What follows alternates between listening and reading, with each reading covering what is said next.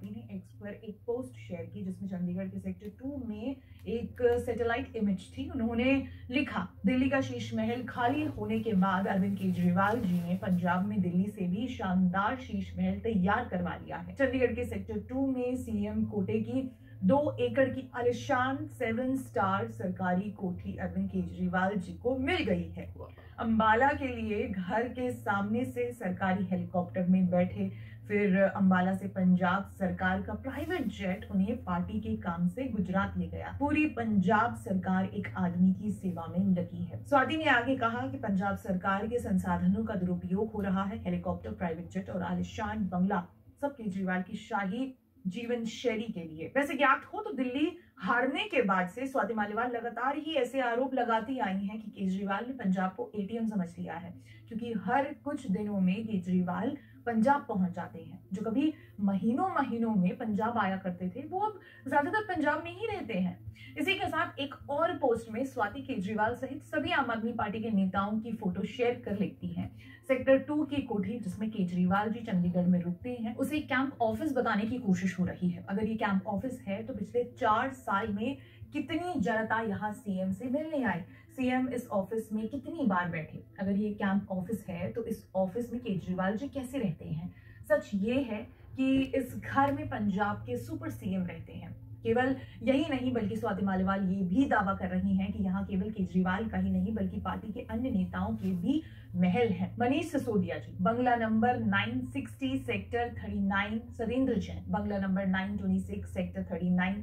ये सेक्टर 39 की वो बड़ी बड़ी आलिशान कोठियां हैं जहां सरकार के मंत्री रहते हैं। इसके अलावा चंडीगढ़ में दिल्ली से आए कई लोगों को रहने के लिए आलिशान बंगले पंजाब सरकार ने दिए हैं। सरकारी संपत्ति पर इस तरह अवैध कब्जे करके बैठना एक अपराध है दोस्तों। और याद रखिए कि सवाल काफी गंभीर है जो आम आदमी पार्टी की पूरी तरह से लुटिया डुबोने के लिए काफी है। अब इन आरोपों के आधार पर सवाल उठाना लाजमी है कि केजरीवाल और आम आदमी पार्टी दिल्ली के बाद पंजाब को लूटने की फिराक में है। अगर ये आरोप सही है तो पंजाब के टैक्स पेयर्स का पैसा एक सुपर सीएम की शाही सुविधाओं पर क्यों खर्च हो। आम आदमी पार्टी का मूल नारा था आम आदमी की पार्टी, लेकिन इन आरोपों के प्रकाश में क्या ये मूल नारा खोखला नहीं हो जाता। जब आप कहते हैं कि आप आम आदमी के लिए हैं तब आप ऐसी भविष्य सुविधाएं स्वीकार कैसे कर लेते हैं जिन्हें आम आदमी सोच भी नहीं सकता। दिल्ली के शीश महल पर 45 करोड़ के कथित खर्च का विवाद अभी ठंडा भी नहीं हुआ था, जहां स्वर्ण शौचालय, मिनी बार और स्विमिंग पूल की बातें थी। सीपीडब्ल्यूडी की रिपोर्ट्स में अवैध निर्माण का जिक्र था और केंद्र ने जांच के आदेश दिए। अब पंजाब में 2 एकड़ का 7 स्टार बंगला, अगर ये सभी आरोप सही साबित होते हैं तो ये आम आदमी पार्टी की छवि पर करारा प्रहार है। पंजाब में आम आदमी पार्टी की सरकार महिलाओं को 1000 रुपए देने तक का दावा कर रही है, लेकिन बाढ़ राहत पर 1600 करोड़ केंद्र से लंबित है। क्या संसाधन एक व्यक्ति की सेवा में लगे हैं। सवाल गंभीर है कि ये भ्रष्टाचार का नया चेहरा है या पार्टी की आंतरिक कलह। वैसे आपको बता दें कि केवल स्वाति मालीवाल ही नहीं बल्कि इंडियन एक्सप्रेस के सूत्रों ने भी इस मामले में केजरीवाल के एक बंगले का जिक्र किया है। रिपोर्ट्स के मुताबिक चंडीगढ़ का ये बंगला 2022 में आम आदमी पार्टी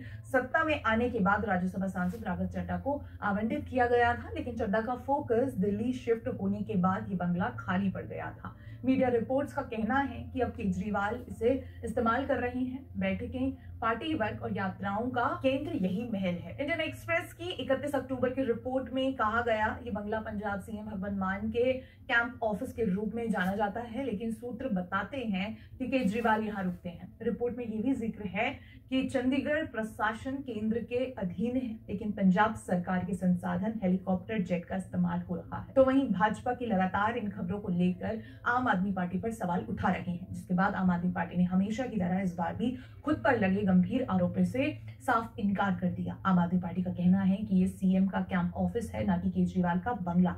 और आम आदमी पार्टी ने स्वाति मालीवाल को बागी बताते हुए कहा कि वे बीजेपी के इशारों पर नाच रही हैं। लेकिन फिलहाल सवाल आम आदमी पार्टी पर ही उठते हैं, क्योंकि एक तरफ से नहीं बल्कि हर तरफ से केजरीवाल के दूसरे शीश महल पर चर्चा हो रही है। ऐसे में केजरीवाल जी दिल्ली में 10 साल की आपकी सरकार पर भ्रष्टाचार, जल घोटाला और शराब नीति के आरोप लगे। पंजाब में वादे अधूरे, महिलाओं को 1000 रुपए, 300 यूनिट की फ्री बिजली, लेकिन संसाधनों का कथित दुरुपयोग। अगर स्वाति के आरोप सही हैं तो ये पार्टी की विश्वसनीयता पर सवाल है। वैसे भी स्वाति मालीवाल आपको चैलेंज कर ही रही हैं कि हिम्मत है तो ये बताओ इस शीश महल में कितना खर्च हुआ है। इस घर को एक दिन के लिए जनता और मीडिया के लिए खोलो। अगर आप गलत नहीं हैं तो इस चैलेंज को पूरा कर दिखाएं।